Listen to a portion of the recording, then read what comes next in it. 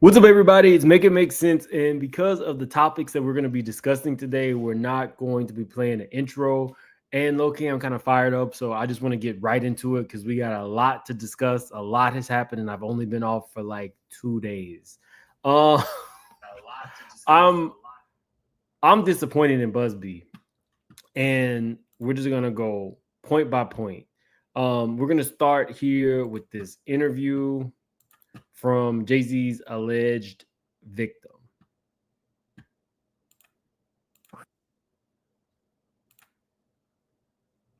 If it ever starts.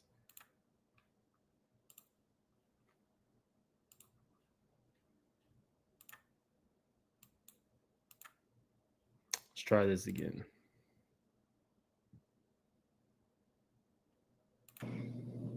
And be a voice for yourself. You should never let what somebody else did run your life. A 38-year-old mother from Alabama who has filed a lawsuit accusing Sean Diddy Combs and Jay-Z of raping her when she was 13 years old is speaking out to NBC News for the first time. She asked us not to reveal her identity. What made you want to come forward and talk today? Because I think that I've been quiet long enough about what I've been through, and it's been hard enough to be quiet. But it's a chapter of. I've reached the point on YouTube where I'm just comfortable saying it.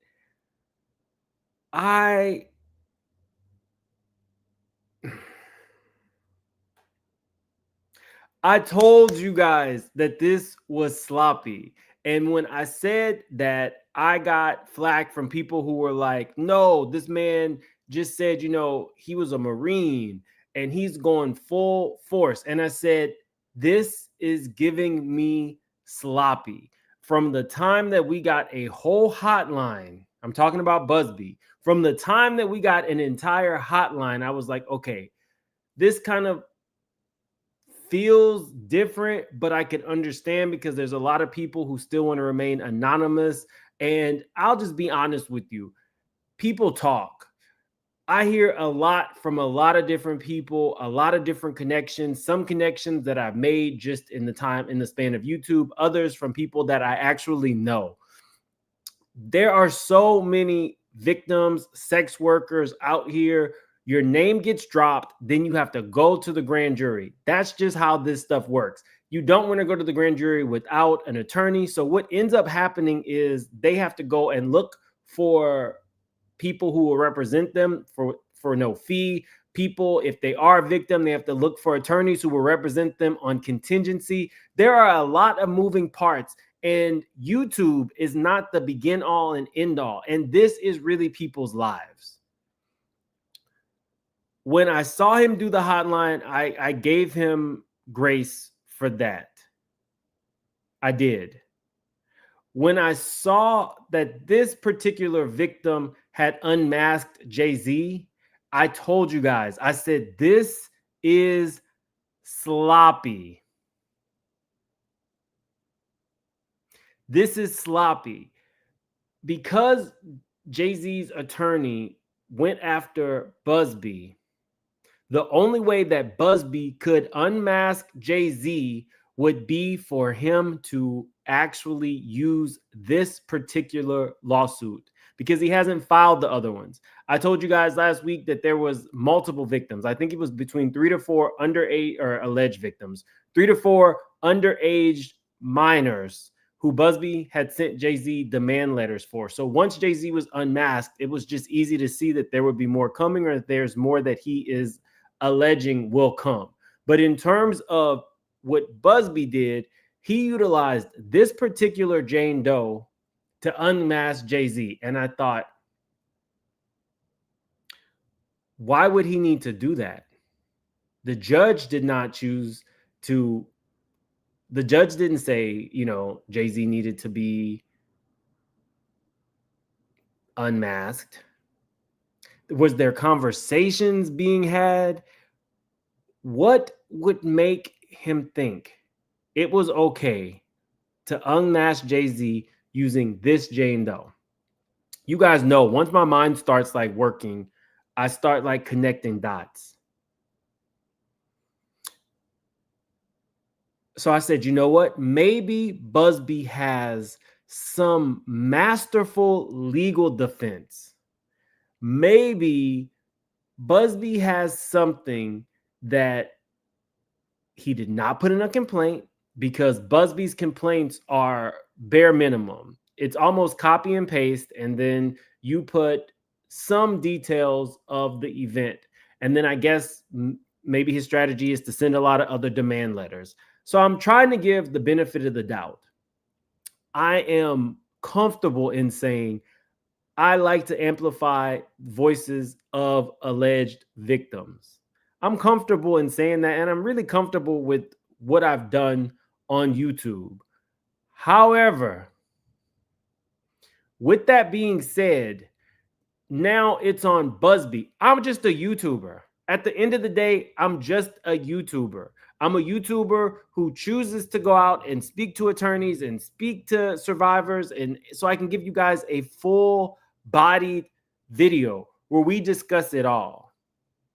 And I'm talking to one of the survivors, and we go at it because I'm a very literal person. You have to kind of explain things to me, and they have to make sense. And so I get the full-bodied videos talking to survivors, talking to people who've been through it, and then I can kind of have a fuller picture. I do not in any way, shape, or form feel like this was a wise decision to have this particular Jane Doe do an interview. She's not being forced to be unmasked. And as it stands, there's no true rush. Jay-Z's attorney said that they wanted this case done quickly, but that doesn't mean that that does not mean that that does not mean that the judge would have been okay with that. That's just him requesting it. There was no rush. But let's continue. I'm sorry. I'm going to be a little bit hot on this video because I think this is wrong on so many parts. There's so much wrong with this. My life that I'd like to close. An NBC News review of her account found inconsistencies with her allegations. She says that she went to the MTV Video Music Awards in 2000 to catch a glimpse of her favorite celebrities. You weren't scared to be all alone? No, with having autism is like feeling like you live your life in a shatterproof juggle ball. The world's on fire. The fire is inside the ball with you, but there's no way for you to get out. In addition to having autism, the woman says she suffered a head injury. The night of the 2000s VMAs, she says. So let me tell you who I think benefited from this. Not the alleged victim. I feel like Buzby was pissed that Jay-Z and Jay-Z's attorney came after them. So he used his client to unmask Jay-Z.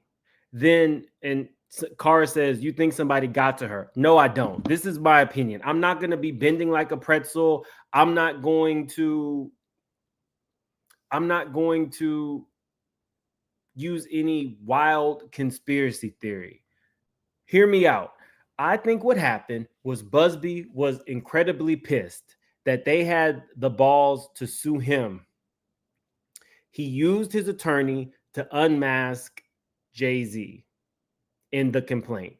Because I've been looking through the Los Angeles, the complaint filed in Los Angeles between Buzby and Jay-Z, and there's no movement on that. It's only movement in Buzby's case. He's upset. Jay-Z's unmasked.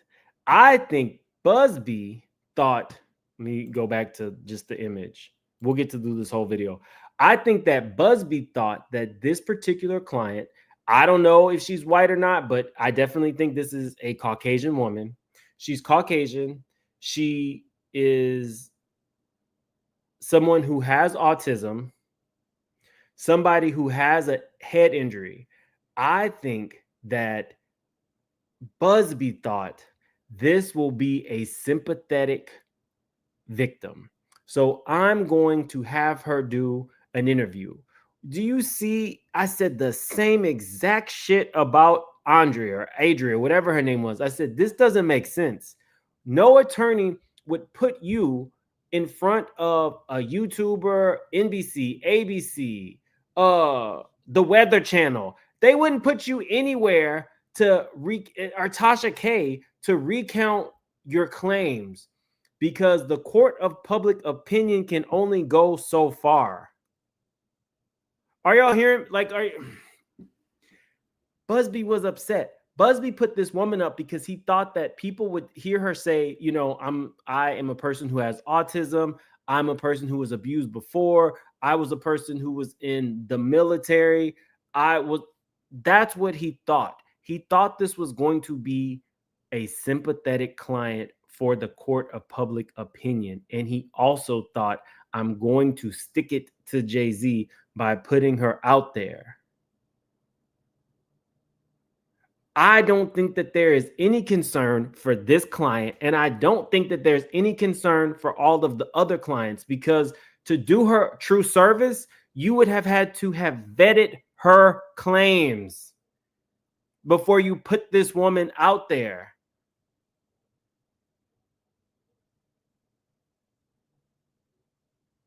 Now, I don't know the ins and outs of autism. I don't know if she has somebody else around her who can, you know, kind of help her see the forest for the trees with her attorney. But if my attorney told me, well, now I'm in deep shit because I'm being sued, let's go ahead and file an amended complaint and unmask this person and roll out an interview before you were prepared and before you were vetted. Does this make sense to anybody? I don't want to sit here and say, oh, Buzby's paid off. Though we're going to go deeper than that. This entire video, we're going to not do the surface level shit. We're going to go with, does this make sense? And who would have benefited from this outside of Buzby if this would have worked? Even, you know, I hear, oh, well, and this is just from people I'm having communications with. What if NBC was in their pocket? NBC can't be in your pocket if you don't put your client in front of the NBC cameras. Now, the only other thing that I've heard that could possibly be true is maybe she went rogue. Maybe she did this. She chose to do this interview on her own, and then Buzby gave his response after the information was already out. Maybe, I don't know. But based on him unmasking Jay-Z in this lawsuit, I'm really truthfully bothered. When we talk about agents of chaos, it's not just simple enough to say, oh, somebody got paid off by Diddy or Jay-Z, which now everybody is saying up and through. Oh, if you say one MFing thing that somebody doesn't like or doesn't correspond to what you feel happened, then the subscribers are now saying you're paid by Diddy, you're paid by Jay-Z. This is exactly what I said in my Agent of Chaos video. You don't have to be paid by anybody to be an agent of chaos. It just means that you sow discord, like you sow division amongst people.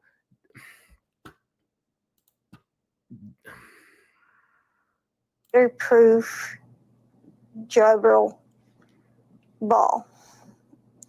The world's on fire. The fire is inside the ball with you, but there's no way for you to get out. In addition to having autism, the woman says she suffered a head injury. The night of the 2000s VMAs, she says a friend drove her from Rochester, New York to Manhattan, a more than 5-hour drive.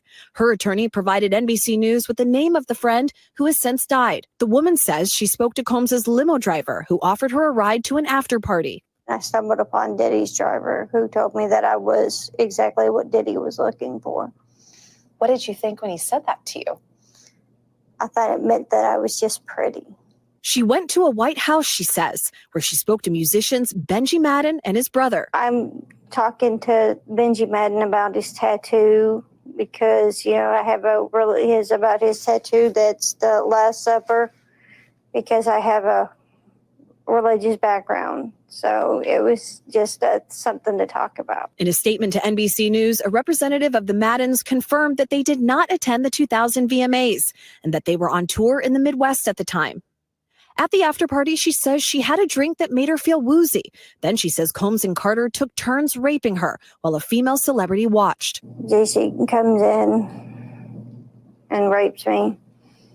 He at that point I was fighting, trying to get away from him, and he put his hand over my mouth and told me to stop it, cut the. After the alleged rape, she says she ran to a gas station where she called her father, who picked her up and drove her home.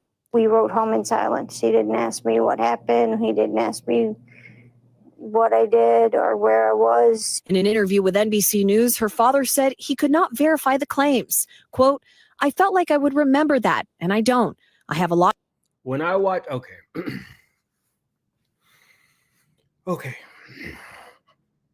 There has been so much back and forth, specifically with me and people in my network. It is important to note that a victim could jumble dates, times. It's not unheard of for there to be inconsistencies in a victim's story. It's important to note that. And it's also important to note that, if you're not extremely well versed on autism and people who are victims of abuse and are artistic, then, with that being said, for those of us who have been following these things very closely and have chosen to amplify the voices of victims, by the time a lawsuit is filed, the attorney who took on the alleged victims should have vetted information as much as possible. It is highly concerning to me that Buzby not only doubled down on this particular claim, but once the information was sourced and vetted through NBC News, that he backpedaled and said that was actually vetted through another attorney's office. These are very high-profile claims. And I appreciate the people in my network who spend their days talking to me, debating with me, going back and forth. But I really, really feel like this needs to be said. Of those 3,000, 4,000, 5,000 people that called in a day, and then you had other law firms intaking, then you had other lawyers vetting. By the time you, Buzby, decided to take the case, attach your name to it, go on a media tour talking about it, this shit should have been vetted by you specifically. This has all the way muddied the waters. We are no longer in a space where people are super comfortable really listening to the victim and hearing them out. And you now have become part of the problem. You currently have active people who have employed you expecting that you do right by them. If some of these people are lying, that's for the court to determine. I already told you guys, YouTube is one source, the news is another source, but the court is really who decides if this even makes it to a courtroom. Most of these cases, I'm sorry to say, are not going to make it. Sorry, that's just the reality of it. Although I advocate for victims, it is important to say that there is, in this situation specifically, there are bad actors. There are agents of chaos. There are grifters. There are people who have seen an opening to make some money off of the strife, off of the chaos, off of the backs of victims. I don't know specifically about this young lady. I don't know. It's not for me to decide. At the end of the day, it's for the court of public opinion.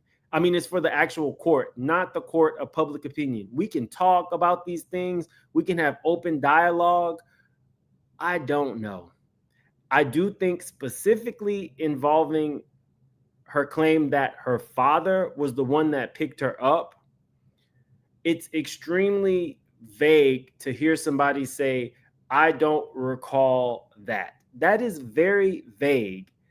That kind of response feeds conspiracy theories, because it would be like, well, it's 24 years ago, but I think you will recall driving 5 hours to pick up your child who has, I don't know, you guys can tell me or not. Is special needs the right word? I don't know if autism is considered special needs or if that is politically correct. But your child who has autism has called you in the middle of the night to pick them up, and you drove 5 hours. Even that response to me is troubling, because it's open-ended. We're not at a place where we need open-ended responses anymore. It's, did you pick up your child at 5 o'clock in the morning? I remember when I first read this court case, I felt like, before we knew that Jay-Z was the other person, I felt like, I hope to God that if this child experienced that at the age of 13, that a parent, a guardian, actually asked her what happened and took her to the doctor just to make sure that she's okay, especially given the fact that it was a 13-year-old child who had been left around adults. I'm a little fired up, y'all, because I'm disappointed in all of this. I am so confused as to how. I'll give you an example. There are people that I know who are in active court cases, and they have to go through mock trials, and they get asked the most disgusting, vile questions as if they are on the stand. And the expectation is that they're going to be truthful, and they are going to convince a jury that something horrible actually happened to them. That is what happens in these type of cases. What we are seeing is just the basic start. We are not going to see if they end up filing 500 cases. That does not mean that 500 cases are going to make it to court. Do y'all get what I'm saying?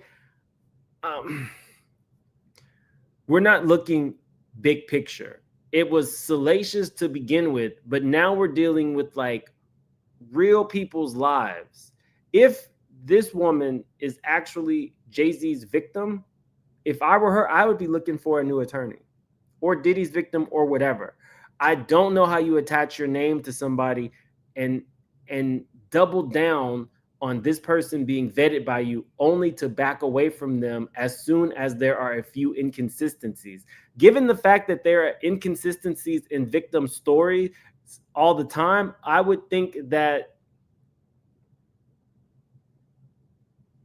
you would prepare for that. How do you have somebody who says that their father picked them up from the scene of the alleged crime and you never talk to the father?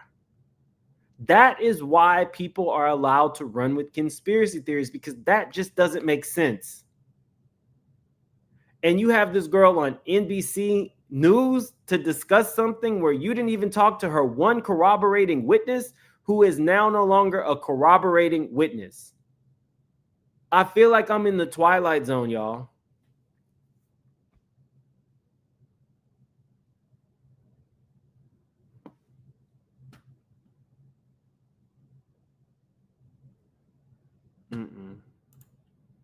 Lot going on, but I mean, that's something that would definitely stick in my mind, he said. When we asked the woman about the contradictions in a phone interview on Friday, she said that she stands by her statements.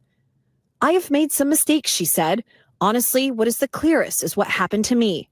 The inconsistencies in her account of an incident alleged to have happened 24 years ago does not necessarily mean the allegations are false. The accuser's attorney, Tony Buzby, said, because we have interrogated her intensely, she has even agreed to submit to a polygraph. This has been extremely distressing for her, to the point she has experienced seizures and had to seek medical treatment due to the stress. In a statement to NBC News, you guys can put this in the comment section. If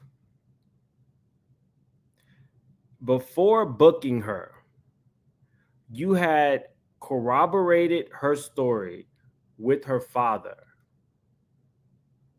and they were in unison to discuss specifically what happened and then how he felt, I still don't think it would be smart. I'm sorry. Putting this girl on NBC News was not smart. It wasn't. Putting her anywhere, YouTube, otherwise, this was not smart. Even if her father was sitting next to her and corroborating the story, and then, this is an example of using the public to garner attention. One, I wouldn't say, I don't want to call this like a screaming match. It wasn't a screaming match. It was a lively debate between me and somebody who I will say in my network of friends. They said, what if Buzby has to put these out because of the statute of limitations? You got 3,000 people and you're trying to vet them and you want to put them out. And initially last week, I was like, okay, maybe. But now that I've had time to really sit back and think about this, you could file all your lawsuits the day before. It's to file, not for things to be completed. So I'm thinking what Buzby is doing was doing up until now, because I'm pretty sure a lot of his people are having conversations with him. He is parsing them out little by little with the most salacious ones first, because on the back end, he has sent people like Jay-Z multiple demand letters.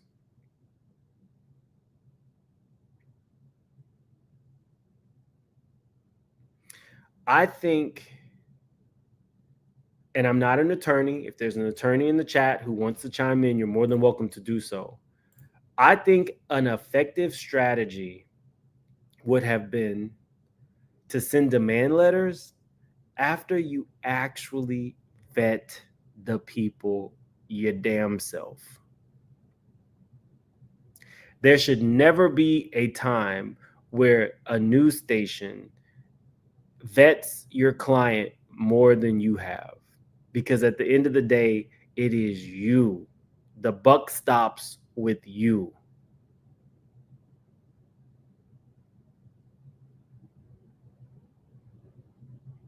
It's just that simple to me. Be Blessed says, let's get those likes up to 1,500. Oh, thanks, Be Blessed. I don't know where we are. I do know that, the channel's growing. We went up, we I think like last weekend we hit our 200K. Now we're at 203. So thank you guys. I appreciate all the new subscribers. I don't really necessarily like being like this, but I'm actually kind of pissed.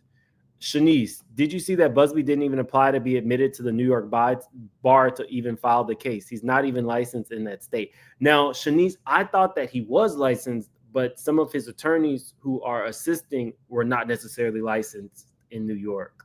We're going to find all this out.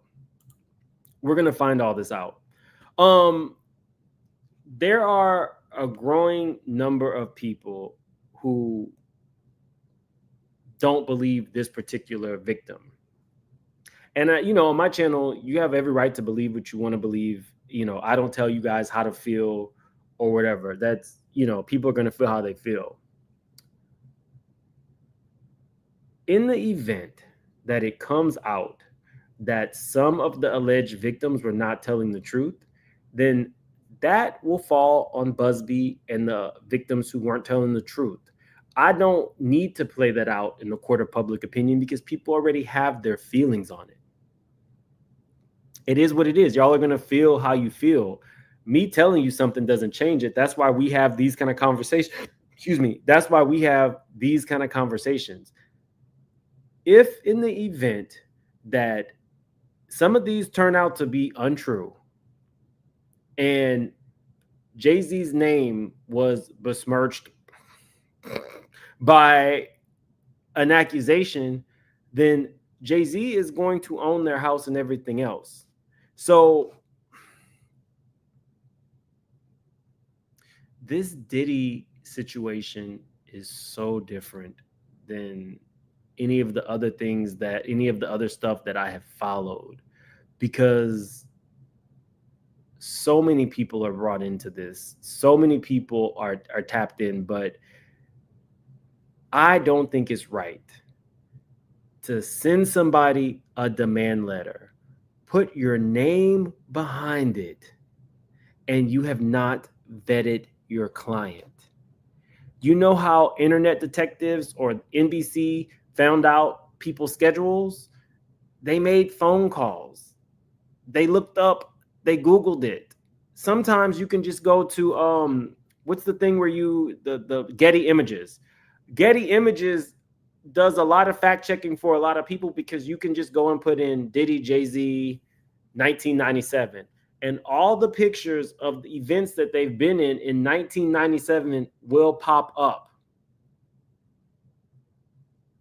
I'm always going to be a supporter of victims, but we have now seen a shift of people who are fighting back against those claims by going after attorneys for these demand letters. Truth be told, I've never had to sue anybody for anything like this. So I did not know that this demand letter stuff was as prevalent. But there's two types of demand letter situations that I want to kind of discuss. The first one would be Cassie, where Cassie had unrefutable proof that this man had put his hands on her and all of these accusations, dates, times, or whatever. And Diddy said, F you, I'm not paying. Let's take it to court. Because he's so much of a narcissist, he believes that he is above reproach and he's not gotten in trouble. We can go all the way back to him putting his hands on his girlfriend in the quads of the dorms over at Howard. And he did it in front of people, got away with it. All the, people who passed away in that basketball game that he had set up, he got away with it. Attacking Kirk Burrows with the bat and taking his stuff, he got away with it. Punching executives, he got away with it. The stuff with Natanya, the nightclub pow, he got away with it.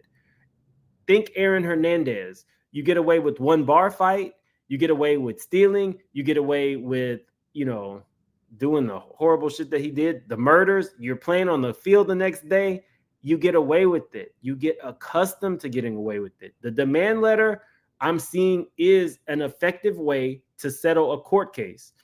But what we are seeing now is the Ariel kid who is saying, I've seen some tapes.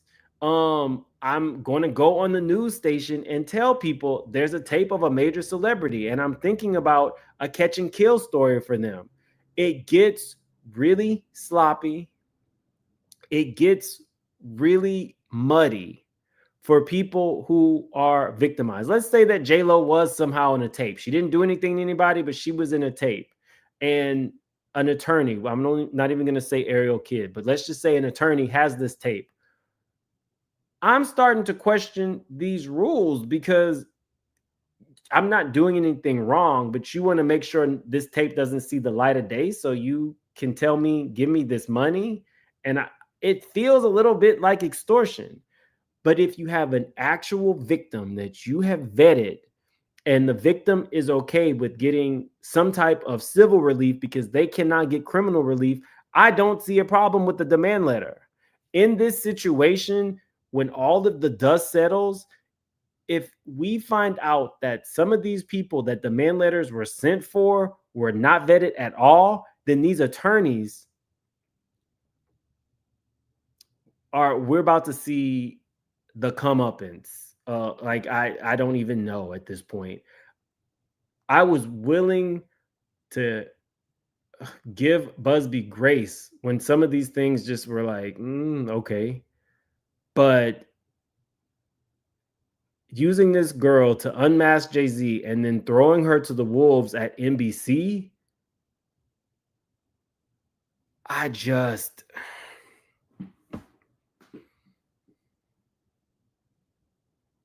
you said that you interviewed her multiple times, but you didn't think to call her dad?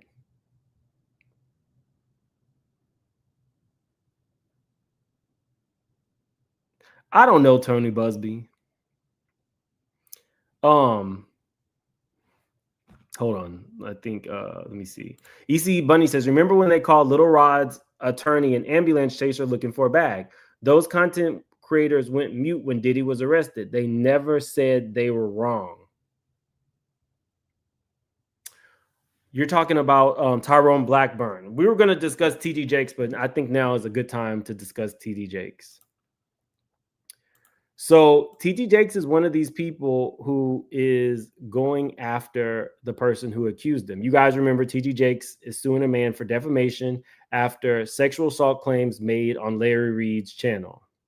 In the lawsuit filed in Pennsylvania, Jakes claims that Dwayne Youngblood went on a podcast, aired on YouTube, and said Jakes had tried to sexually assault him.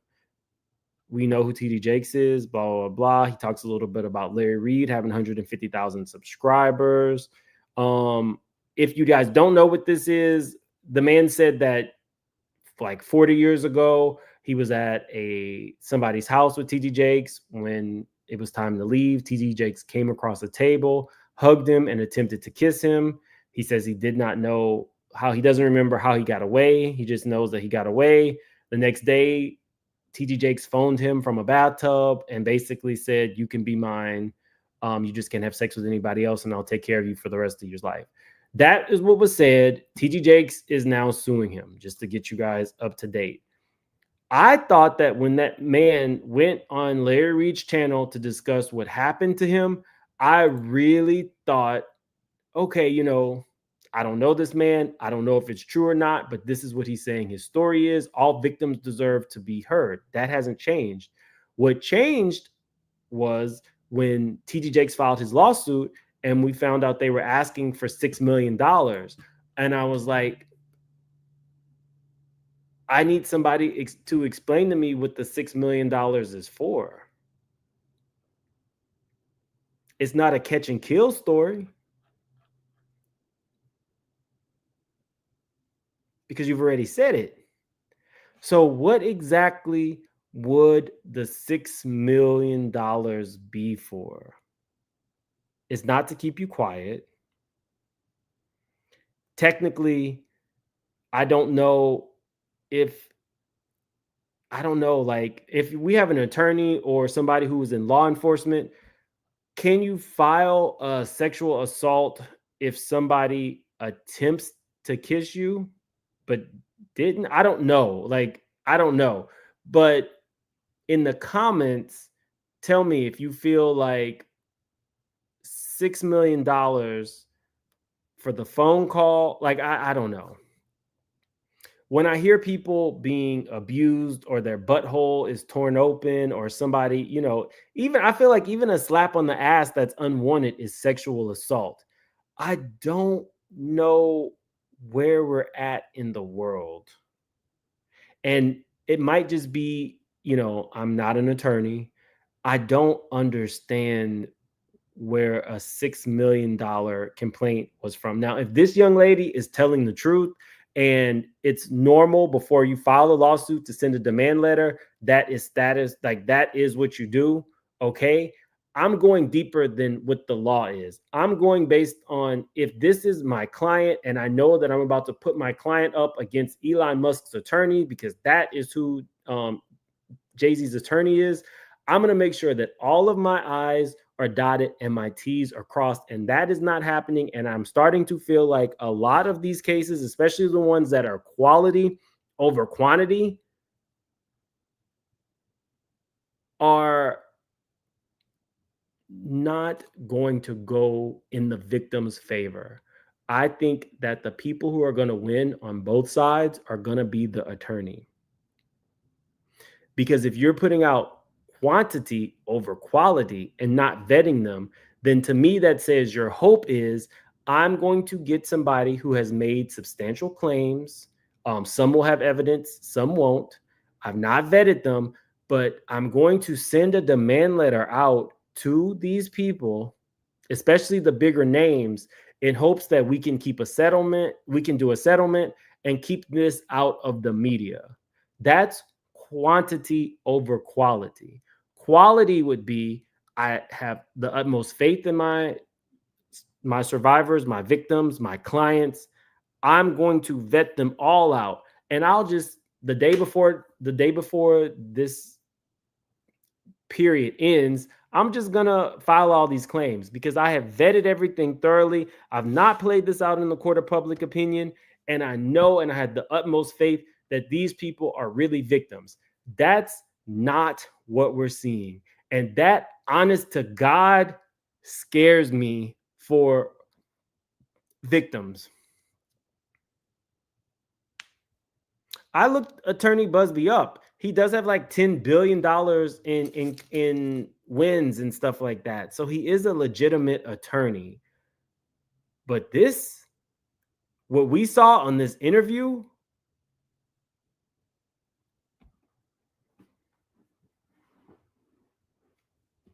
I don't know, y'all. I'm fearful for people who want to come forward now.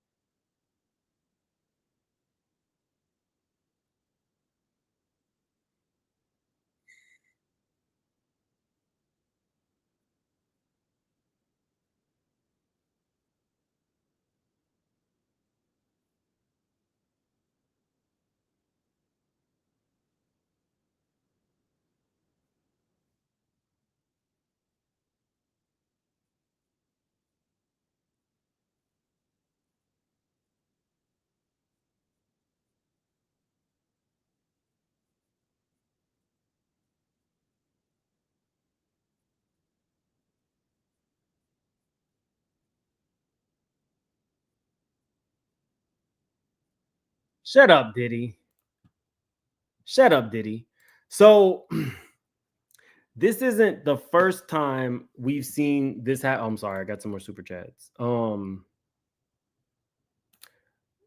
Steelers Princess says Sean Atwood this morning. Victim made mistake in a year. It was 2003. The receipts are there. Even the band members were there that year.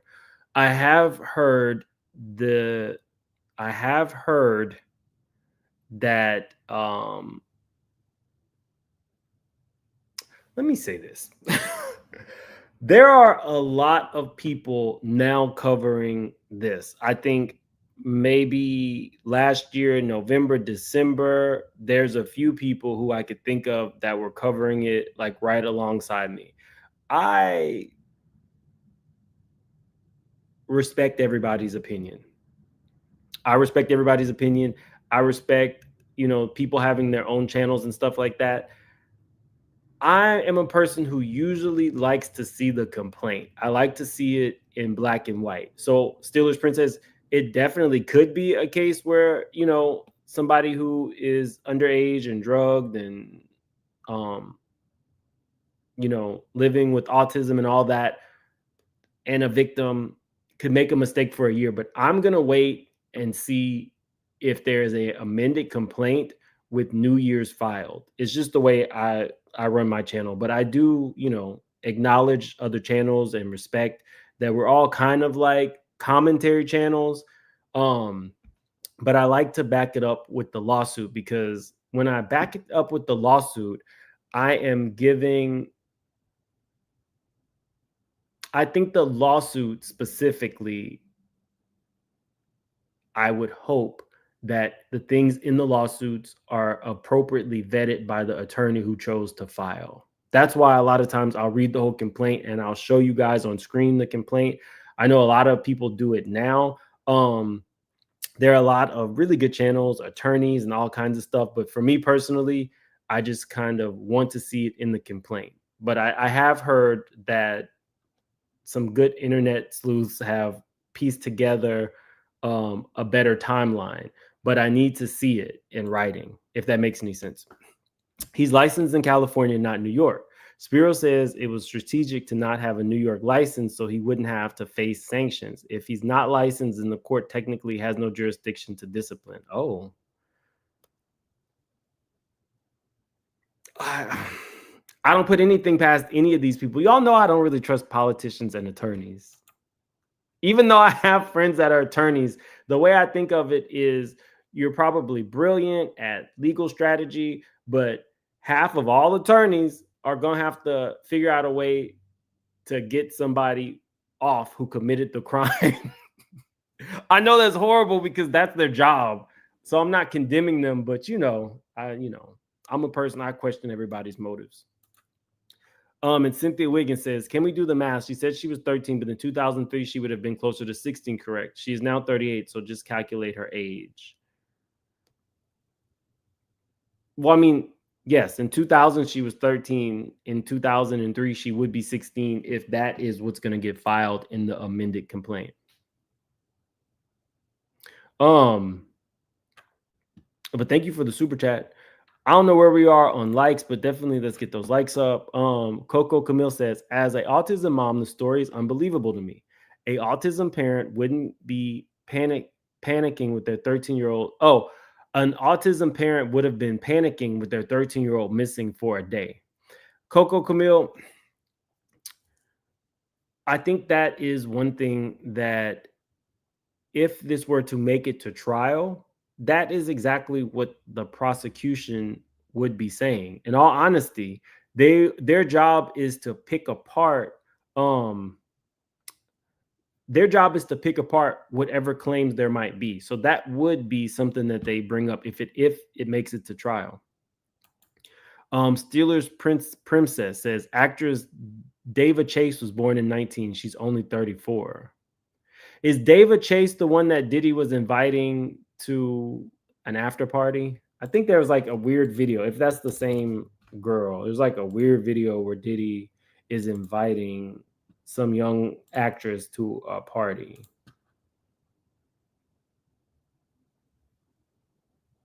Okay, it is Dava Chase. Okay.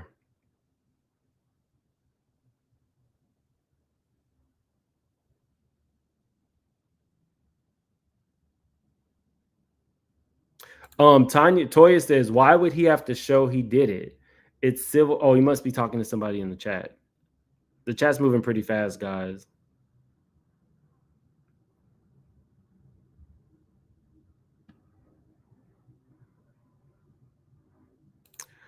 Plove says, you don't know the parent's condition.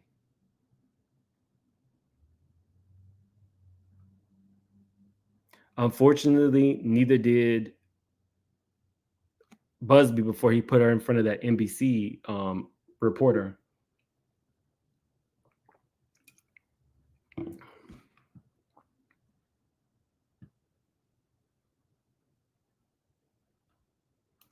Hoop Poo says victim shaming is alive on most of these bloggers' channel because it's Jay-Z and Diddy. They have long money and they are celebrities. I wouldn't want to report what happened to me either.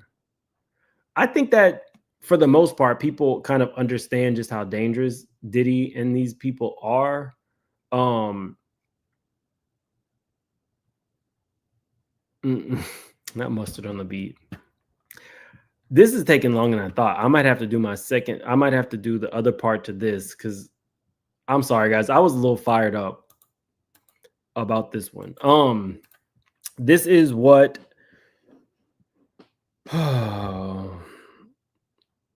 this is what Quinn Emanuel put out about.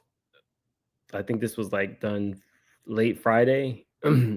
We write to the court on behalf of our client, Sean Carter, on a matter of extraordinary and grave importance for the integrity of the proceedings in the above captioned case. The interview out plaintiff's allegations for what they are, a sham. Basic facts in her narrative, the who, what, when, and where are wrong. She claims her father picked her up after the assault. Her own father denies that ever happened.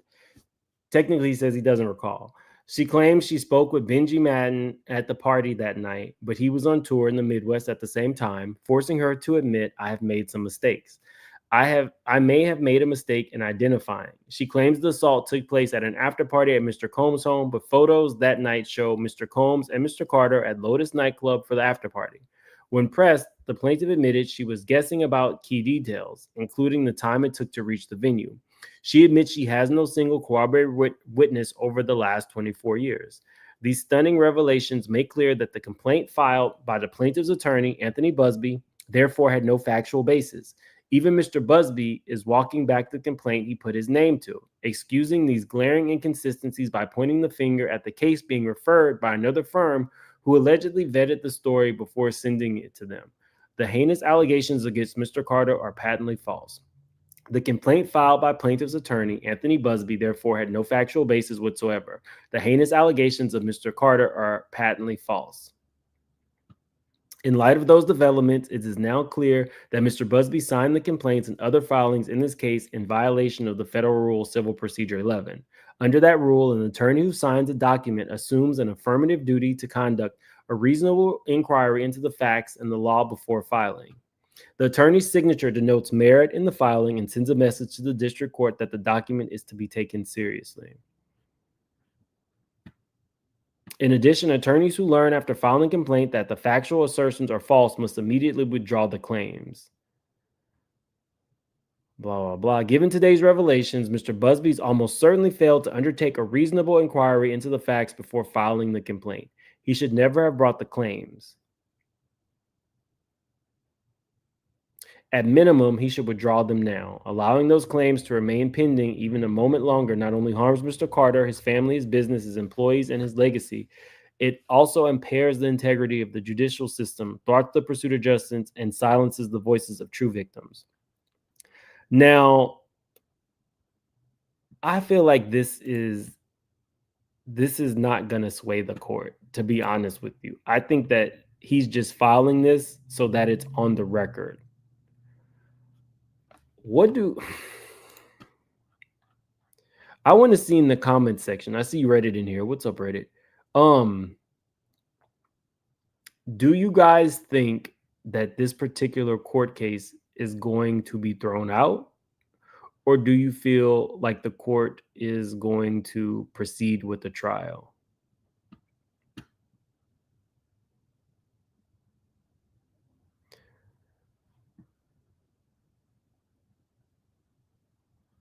Yes, it's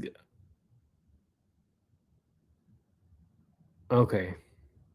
Proceed, mistrial, thrown out, thrown out.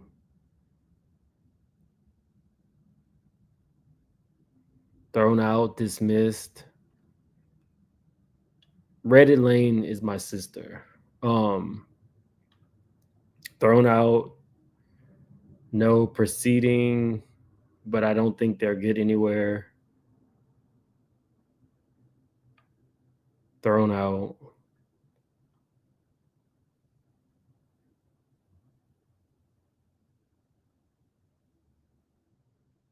There's a basis for trial. tossed.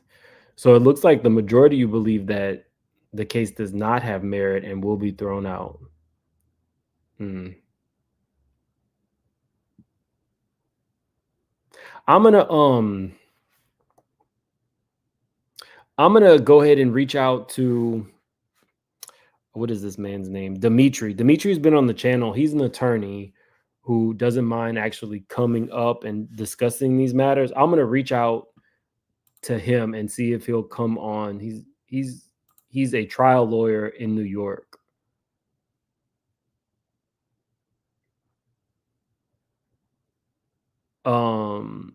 D-Man says lawyers are saying it won't be thrown out. One lawyer that I really like, her name is Emily D. Baker. She said that she felt like this was just for the record as well. I did do some Christmas stuff. Maybe I'll post the pictures. I told you guys there was kids over here and we did like Christmas stuff. Watch the Grinch. Put up a couple trees. We put up 3 trees. The case will not be thrown out. Y'all, I had a eureka moment. I just didn't realize that I would be ranting for an hour about this. I had a eureka moment about Diddy. So I'm definitely going to do that video tomorrow. Oh, this right here. So this is the reason that I was so annoyed, was because this was the second time. I don't really know too many attorneys who put their clients in front of a camera crew for a news station that they can't control the interview before they're ready. Last week, we were talking about a male security guard who went on. He did an interview, of course, anonymously, and the news station found inconsistencies in his, and then he came back and said, my memory was foggy as well. That was twice in a 1-week period that Buzby did that. That's why I think it's sloppy. That's why I think it does a disservice to the victims.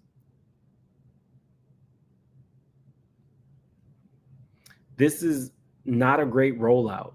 And we're now 2-0 for an anonymous victim coming forward, having their story ready to roll out to the world, and a news outlet has found inconsistencies. It's important to point out that there can be inconsistencies when somebody is drugged or allegedly drugged, somebody is in duress. All of these things can be true. But I'm just saying, for the attorney who says, I got 3,000 people calling my line, and we've brought on so many attorneys and we're vetting these people, to find out that you're not is disappointing at the least.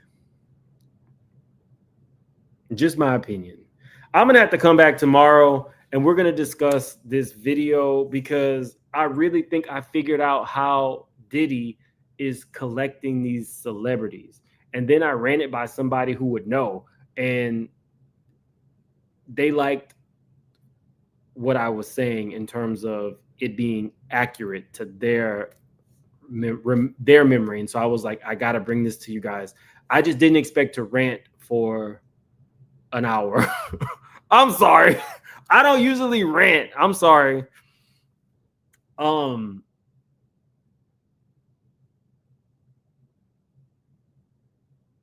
ECH Bunny says, missteps happen every day in courts. The judge gives them time to refile. Jay-Z's lawyers decided to try the case in public instead of the court.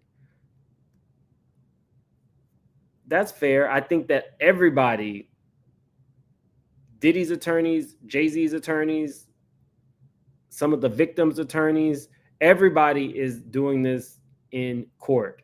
And I'm low-key kind of tired of. I mean, doing this in the court of public opinion, and I'm a YouTuber, and I'm tired of it. And side note, all of the bullshit going on between all of the YouTubers and everything is exactly what I said would happen. Divide and conquer. That is what is going on. So remember the victims, remember the kids, and remember that we're talking about things that awful things that potentially happen to somebody. But the other part to that is honest people. It's honest people. Even if it's just an inconsistency in a story is one thing. A flat out lie that destroys somebody is another. And one lie, as it pertains to sexual assault, is one lie too many. So separate those things. A victim maybe having an inconsistency in a story, or maybe they were underage, or maybe they were drugged, all of those things.